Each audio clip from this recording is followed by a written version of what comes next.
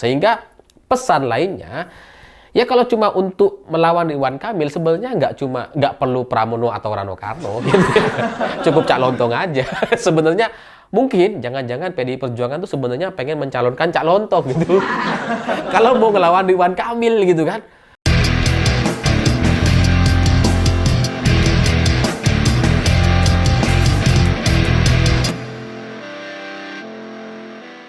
Selamat malam semuanya. Kejutan di Pilkada DKI Jakarta ternyata masih terus berlanjut. Setelah sebelumnya kita dikejutkan dengan Pramono Anung sebagai calon gubernur DKI Jakarta, selanjutnya Pak Pramono juga memberikan kita kejutan. Karena ketua tim sesnya adalah Cak Lontong. Ini di luar perkiraan banyak orang gitu. Sebelum-sebelumnya kan kita itu kayak diberikan harapan gitu ya, atau diberikan kisi-kisi bahwa kayaknya Anies nih yang jadi ketua tim sesnya gitu ya. Nanti gabung, Ahok juga ikut terlibat, sehingga ini akan menjadi satu kombinasi pemenangan yang luar biasa komplit. Karena setelah Pramono Anung mengatakan bahwa ketua tim sesnya nanti adalah orang non-partai gitu ya, itu semakin meyakinkan bahwa kayaknya Anies nih gitu. Apalagi ketika ditanya sama wartawan, jangan-jangan Anies Pak, ya kita berterima kasih kalau Anies. Tiba-tiba Cak Lontong. Ini kaget semua orang gitu. Kok bisa gitu Cak Lontong jadi ketua tim sukses? Makanya nggak heran kemudian Jamiluddin atau salah seorang pengamat politik dari universitas apa tuh saya lupa gitu ya. Dia ini kemudian curiga jangan-jangan PDI Perjuangan ini nggak serius katanya. Karena pemilihan Cak Lontong ini dianggap main-main. Dianggap nggak niat menang. Karena Cak Lontong ini komedian gitu. Sehingga nanti ketika dia menjadi ketua tim sukses, nanti masyarakat menganggap bahwa ajakan-ajakannya itu hanya bercanda saja gitu. Tidak dianggap serius dan sebagainya gitu. Dan itu ya cukup masuk akal ya, meskipun ya nggak sebegitunya lah gitu ya. Karena ya artis atau komedian yang kemudian jadi pejabat ya kan juga ada gitu.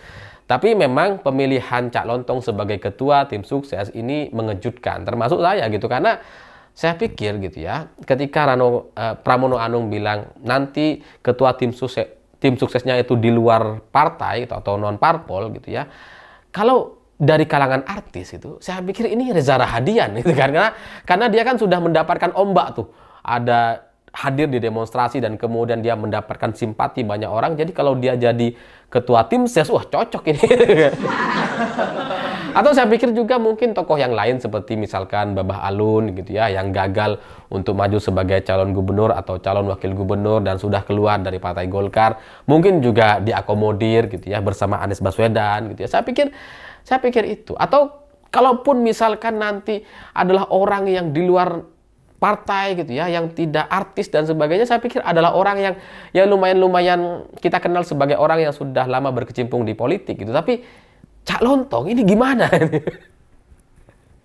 Dan setelah beberapa jam saya coba pahami gitu ya, saya juga komunikasi atau tanya dengan teman-teman yang ada di Jakarta, ini sebenarnya apa sih gitu ya? Kok Cak Lontong? Karena ini nggak masuk akal gitu. Karena Cak Lontong kan ya belum pernah masuk dalam struktur tim ses gitu. Memang pernah membantu Pak Jokowi gitu ya di kampanye Pilpres 2019, 2014. Pernah juga terlibat bersama Pak Ganjar di 2024, tapi untuk masuk ke dalam struktur resmi tim sukses ini seingat saya ini belum. Tiba-tiba jadi ketum. Mau ngalah-ngalahin Kaisang ini. baru masuk 2 hari tiba-tiba jadi ketum. Tapi ternyata kalau kita baca atau kita simak baik-baik dari pernyataan atau penjelasan Pak Pramono gitu ya, yang menginginkan agar pilkada ini riang gembira, tanpa perpecahan, tanpa tensi yang tinggi gitu ya, yang pokoknya ya asik-asik aja gitu, karena menghibur dan sebagainya, itu adalah jawaban-jawaban yang ya diplomatis saja gitu ya. Karena kalau kita melihat secara lebih detail soal profil atau siapa Cak Lontong ini gitu ya, memang ada maksud-maksud tertentu yang ada yang tidak bisa saya jelaskan, tapi beberapa hal yang saya dapatkan dan saya dengar dari penjelasan teman-teman, memang karena Cak Lontong ini diharapkan bisa mengimbangi gaya komunikasi Ridwan Kamil gitu. Karena Ridwan Kamil ini aktif sekali di sosial media gitu ya. Dan kemudian dia juga lucu, fun orangnya gitu ya. Posting-postingannya lucu. Ya sering-sering agak-agak romantis dengan istrinya dan sebagainya. Nah, untuk mengimbangi calon gubernur Ridwan Kamil ini memang dibutuhkan sosok seperti Cak Lontong. Karena kalau dihadap-hadapkan dengan Pramono yang seserius itu atau Rano Karno, ya nggak nyambung gitu. Emang bukan dunianya gitu, emang bukan levelnya juga gitu. Jadi untuk mengimbangi gaya Ridwan Kamil yang seperti itu, yang aktif di sosmed, yang artis banget lah gitu, terus kemudian dia ini fun, lucu dan sebagainya, ya memang dibutuhkan sosok seperti Cak Lontong yang juga bisa berpolitik, bisa sekali-kali juga membahas soal isu-isu yang sangat serius gitu ya. Jadi ya Cak Lontong ini adalah lawan yang pas kepada Ridwan Kamil gitu. Karena kalau Ridwan Kamil harus dihadapi sama Pramono dan Rano Karno, ya mereka bukan di sana levelnya gitu.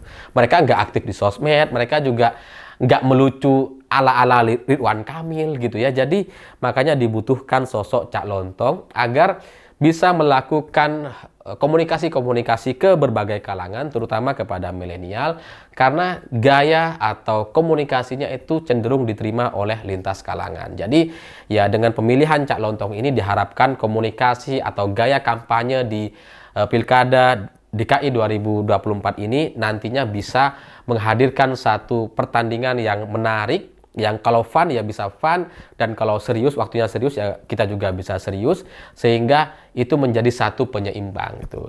Ya selain itu mungkin gitu ya, dalam analisa saya atau dalam kesimpulan saya sendiri, ini bukan kata teman saya atau bukan karena saya mendapatkan info gitu ya. Saya juga melihat bahwa penunjukan Cak Lontong sebagai ketua tim sukses ini gitu ya, itu kan sebenarnya menjadi pukulan telak kepada Ridwan Kamil karena popularitas Ridwan Kamil itu nggak terbendung gitu. Dia itu dikenal sebagai orang yang aktif di sosmed, yang fun, ngelucu, yang asik sekali dan sebagainya. Itu kan ya bukan lawannya Pramono dan Rano Karno gitu. Tapi dengan kehadiran Cak Lontong gitu ya, itu bisa mengimbangi atau menjadi lawan yang sangat-sangat serius. Sehingga pesan lainnya, ya kalau cuma untuk melawan Ridwan Kamil sebenarnya nggak perlu Pramono atau Rano Karno gitu. Cukup Cak Lontong aja. Sebenarnya mungkin jangan-jangan PDI Perjuangan tuh sebenarnya pengen mencalonkan Cak Lontong gitu. Kalau mau ngelawan Ridwan Kamil gitu kan. Kalau ngelihat dari gayanya, dari gaya komunikasi yang lucu, fun dan sebagainya, emang Cak Lontong lawannya gitu. Tapi ya mungkin karena Cak Lontong belum menjadi kader, nggak bisa ngelawan Ridwan Kamil.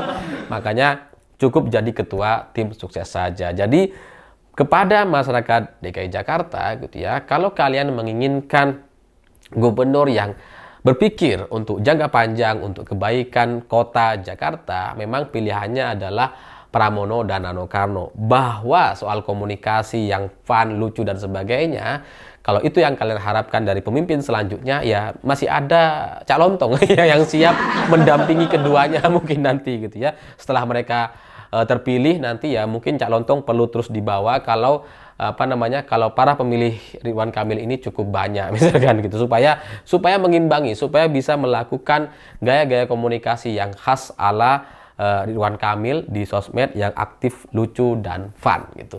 Jadi ya itu pesan yang sangat telak sekali gitu ya.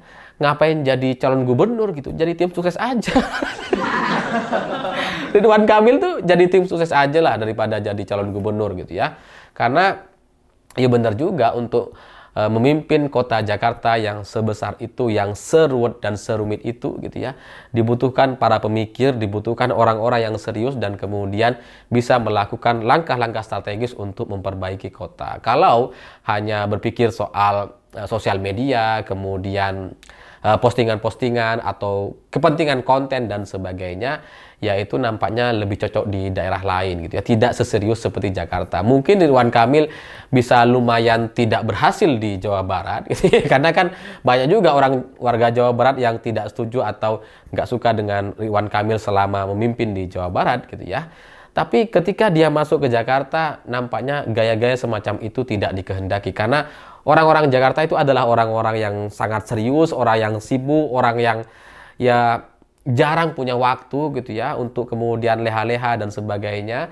Jadi memang mungkin secara kepemimpinan lebih cocok kepada Pramono dan Rano Karno. Dan kalau untuk kalangan milenial dan Gen Z ya cukup diwakili oleh Cak Lontong dan kawan-kawannya. Ya, semoga nanti dengan susunan tim ses yang banyak juga dari kalangan artis seperti misalkan Once juga gitu ya. Semoga ini menjadi pilkada yang benar-benar menyenangkan untuk menutupi atau untuk mengobati pilkada yang sangat-sangat keras seperti tahun 2017.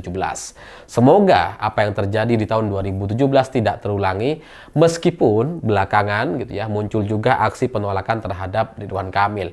Ya semoga penolakan-penolakan itu tidak sampai kemudian membuat masyarakat jadi terbelah atau kemudian jadi seperti tahun 2017 lalu. Semoga pada akhirnya yang menang Pramono dan Rano Karno. Saya pikir itu. Terima kasih sudah menonton. Begitulah kura-kura.